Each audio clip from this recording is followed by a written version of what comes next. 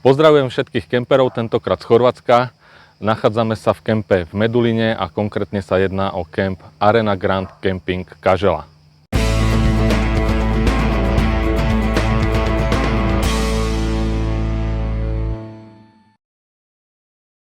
Ja vás ešte raz pozdravujem z tohto kempu.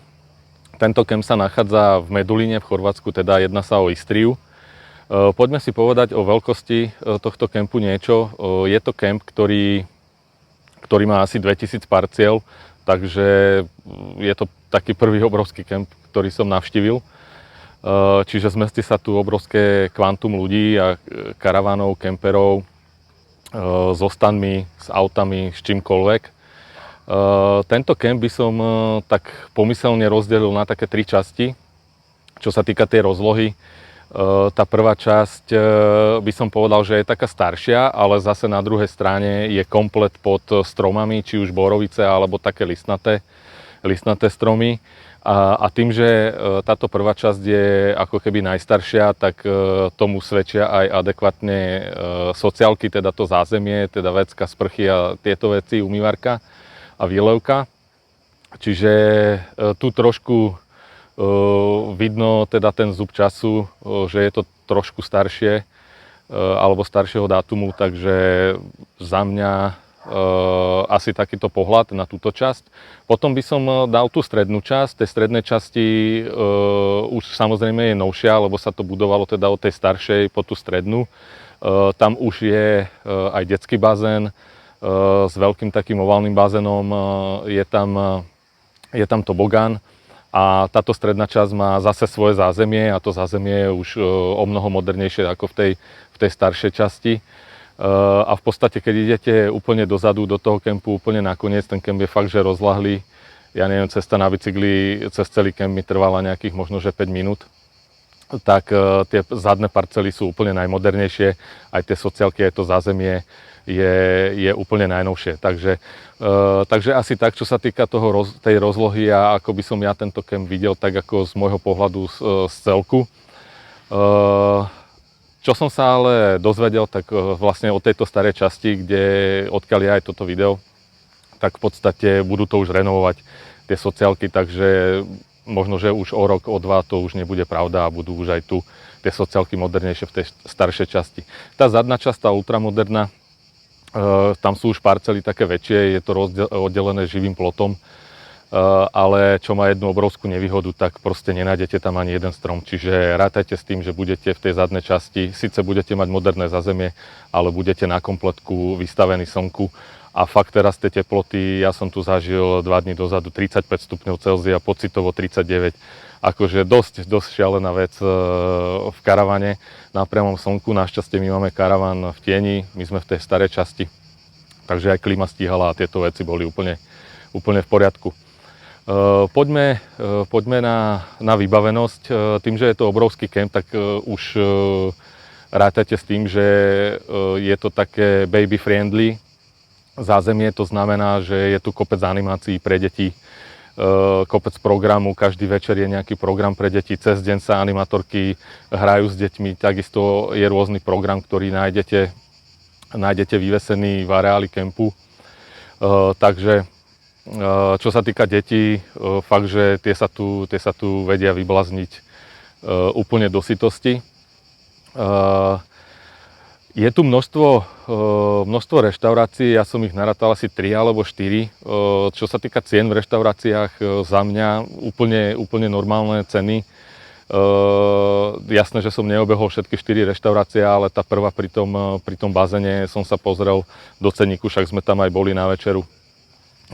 Pizza od 9 do 12 eur, pivo nejakých 3,50, veľké čapované, takže nič strašné. Čo sa týka cien tohto kempu ako takého, ja by som povedal, že sú tu rôzne parcely, rôzne vzdialené k moru, od mora, takže rátajte s tým, že tie ceny sa tu hýbu hore-dole. Takže keď si namodelujeme nejakých 10 nocí, tak tú cenu tu viete mať okolo 700 eur, ale viete sa dostať až niekde na 1000-1100 eur za teda karavanové miesto a ja som to rátal vždy za 4 osoby, teda traja dospelí, pretože mám staršieho syna okolo 14 rokov a jedno dieťa 5-ročné, takže takto sa hýbala cena. Čo sa týka toho, že čo sa tu dá robiť, tak kemp má svojich asi, tuším, 6 futbalových ihrisk, z čoho som bol veľmi prekvapený.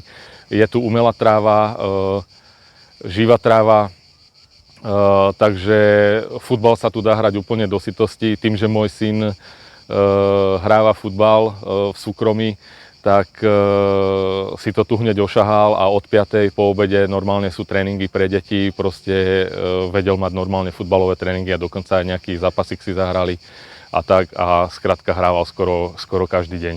Ďalšia vec, čo je v kempe, tak sú rôzne požičovne surfov, kajakov, viete si požičať vodný skúter, šlapacie bicykle, viete si prenajať alebo kúpiť lístok na trampolíny na vode, takže tých atrakcií tu je úplne neúrekom.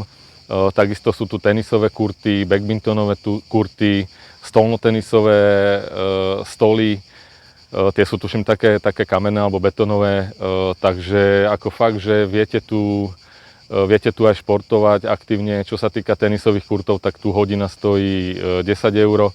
Pokiaľ by ste chceli na 5 hodín, tak zaplatíte za to 35 €, máte to so zľavou.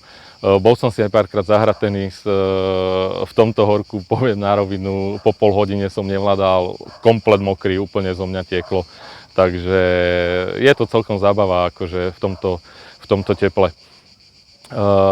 Čo sa týka prípojok a týchto vecí, na parcelách máte vždycky vodu, s tým rátajte, to je automatika, takisto máte elektriku, ističe sú dosilné, nevyhodilo mi žiadny istič a niektoré parcely majú aj odpad na šedú vodu, ale nie všetky.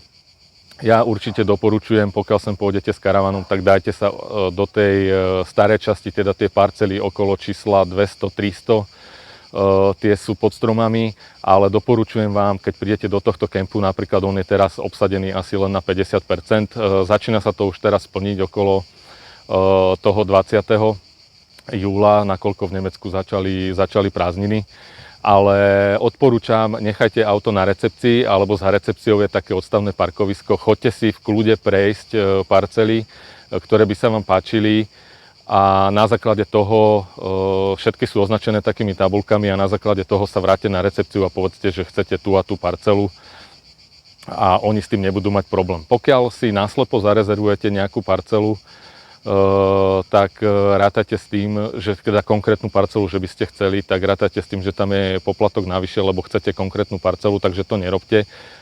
Zarezervujte si len jednu parcelu, teda ako miesto jedno, a potom keď sem prídete na ten daný termín, tak odporúčam to auto nechať vpredu a choďte si donútra vybrať parcelu, ktorá vám vyhovuje a tu si pôjdete na recepciu nahlasiť a budete to mať bez problémov. Pokiaľ by vám z recepcie pridelili nejakú parcelu, s ktorou by ste nesúhlasili, alebo by sa vám nepáčila, ako aj my sme napríklad menili parcelu, tak není problém, cedulku, ktorú vám dajú od tej parcely, tak len prídete, vrátite na recepciu a poviete, že chcete iné číslo, že či je voľné a tá pani vám to pekne zmení, takže není s týmto absolútne problém. Čo sa týka ďalšej vybavenosti, tak sú tu práčky, tie sú v dvoch zázemiach, v jednom zázemí je len jedna práčka, jedna sušička, ale úplne tam vzadu v tej modernejšej časti, tak tam sú tuším až 4 práčky a 4 sušičky, takže viete si tu aj oprať, ten žeton stojí nejakých 6,60 alebo 6,70, treba si ho kúpiť na recepcii a viete si oprať veci. Upozorňujem ale, že fakt, že sú to veľké práčky, čiže rátajte s tým, že do tejto práčky sa zmestia to, čo bežne doma periete, tak také 2-3 práčky sa vám zmestia do tejto jednej. Viete si potom na ďalší žetón to vysušiť, ale my sme to nepoužívali, nakoľko je tu teplo, takže veci sa nám vyschli úplne bez problémov. V tej strednej časti v tom zázemí sú aj grily, je tam aj také posedenie, čiže viete si tam ugrilovať veci. Takže aj na toto sa tu myslelo. Čo sa týka barov pri bazénoch, tak tam sú tiež normálne ceny, 3,50 pivo, zmrzlina nejakých €60, čo decka chodili. Takže že takisto úplne ceny bez problémov. Ďalšia vec, čo sa týka ubytovania, tak je tu kopec mobilných domčekov. Viete ísť aj do mobilných domčekov, ale rátajte s tým, že sú staršie, také by som povedal stredne nové, a potom tie moderné, a tie moderné sú aj s bazénom, čiže viete mať aj svoj taký privátny bazénik. Ako to bolo fakt, že veľmi, veľmi vkusne urobené aj na pohľad, takže uvidíte to všetko v záberoch. Tie reštaurácie sú tu tak roztrúsené po tej celej dĺžke kempu, čiže není sú nejako nákope. Potom je tu ešte ďalší bazén, ktorý sa volá Infinity. On je taký špecifický, on je uzučky, ide úplne od nuly a je dlhý. A v podstate čím idete dlhšie do vody, tak tým je tá voda hlbšia, čiže viete si tam aj zaplávať. Pri tomto bazéne je takisto bar, tu je trošku pár centov to pivo drahšie, ale znova je to do 4 eur, takže není sa čoho bať. Neviem, čo by som ešte povedal ku kempu. Tým, že sa to tu plnilo, tak ešte v tejto staršej časti to zázemie už večer nešla teplá voda, ale tým, že je tu horko, tak úplne bez problémov sa osprchujete aj v studenej. Pokiaľ by ste išli do ďalšieho zázemia, že niekomu vadilo, tak hľadal, a v tom strednom alebo v tom zadnom zázemí teplá voda bola, takže sa viete osprchovať aj tam. Chodí tu ešte v kempe taký vláčik, ten je takisto platený, jedna jazda stojí nejakých 3 alebo 4 eur dospelý, ten vás dovezie do Medulínu, je to vzdialené od Medulínu asi 1 kilometr, takže viete sa ísť pozrieť aj do mesta, nemusíte ísť peši, ale viete sa odviesť vláčikom a ten vláčik ide z tej hlavnej cesty, sa dá tak doľava a ide úplne popri reštauráciách, popri pláži, takže vidíte z vláčika kopec krajiny, kopec priestoru a vysadí vás vlastne v centre Medulínu, kde už sú tie promenády, reštaurácie a takéto veci, zmrzliny, diskotéka tam je, takže viete sa aj zabaviť večer. Takže tak, čo sa týka ďalších výletov, tak doporučujem Aquapark Istralandia, ten je vzdialený asi 60 km odtiaľto, smerom hore na sever. Tam sme platili vstupné, tuším, že dospelá osoba je nejakých 36 eur a deti do 140 cm sú, tuším, že 27 eur, a pokiaľ si lístky objednáte deň dopredu cez internet, tak máte po 2 eur na každý lístok zľavu. Ten aquapark bol fakt, že dobrý. Lístky odporúčam kúpiť dopredu, pretože ráno o 10, keď to otvárajú, je tam strašne veľa ľudí a keď už máte kúpené lístky, tak idete rovno do brany. Čo tu ešte je oproti, tak za navštívenie, čo stojí za to, tak je Národný park Premantura. My sme tam ale neboli, nakoľko tu bolo strašné horko a s tým mladším synom proste nechceli sme to riskovať, že aby to zvládol na tom slnku a tak, čiže je to skôr národný park, takže už tam sú nejaké zázemia a tieto veci, takže bola by to skôr taká túra, takže to sme vynechali, ale veľa ľudí tam chodí. Ďalšia vec, čo si tu ešte viete objednať, tak sú tie jazdy balónom, vedia vás ťahať na banáne, vedia vás ťahať na takom lehatku. Takže takisto aj vodné športy úplne do aleluja, viete sa vyblázniť. Dobre, ešte za mňa, čo sa týka pláže, čiže poďme si povedať plusy a mínusy tohto kempu. Tak za mňa plusy, staršia časť je komplet pod stromami, obrovský plus v týchto horúčavách. Čo sa týka vybavenosti a toho zázemia, tak tá zadná časť je fakt, že pekne urobená, čiže je to tam moderné, čistúčké, novúčké. A čo sa týka mínusov, tak je v tej staršej časti to zázemie je trošku zastaralé. A za mňa jeden dosť veľký mínus je vstup do mora. Vstup do mora, rátajte, že je tu taký cez také platne kameňov. Není to nejaký klasický nasypaný štrk, že pozvolna idete do mora. Ako kde sú robené rôzne také panelové vstupy do toho mora, čiže není tu taká štandardná pláž, na ktorú ste zvyknutí. Ináč tento celý kemp, čo sa týka oddychu, zábavy a týchto vecí je úplne na jednotku, takže dá sa tu stráviť čas, ale pokiaľ si potrpíte na pláž, tak uvidíte tie zábery. nie je ten vstup taký komfortný ako v niektorých iných častiach. A v hornej časti ešte chcem dať do pozornosti kempu je aj kemperský obchod, keby vám niečo chýbalo, tu už som si napríklad musel kúpiť tú redukciu na elektriku, už ju nepožičiavali na recepcii, tak som si ju tam bol kúpiť, mali ju, stala asi 19 €. Takže to tu dostanete. Vedľa toho kemperského obchodu sú potraviny, takisto som bol v nich, není sú nejako extra predražené, čiže viete si nakúpiť potraviny aj v rámci kempu, ale ja som chodil autom do Plodine alebo do Lidla, ktorý je vzdialený možno že nejakých 5 kilometrov. Hneď vedľa toho kemperského obchodu je aj reštaurácia, pizzeria, takže aj tam sa viete najesť a ešte je tam Teens Club, taký klub pre tínedžerov a to je celkom pre mňa taká novinka, to som ešte nevidel nikde v kempe.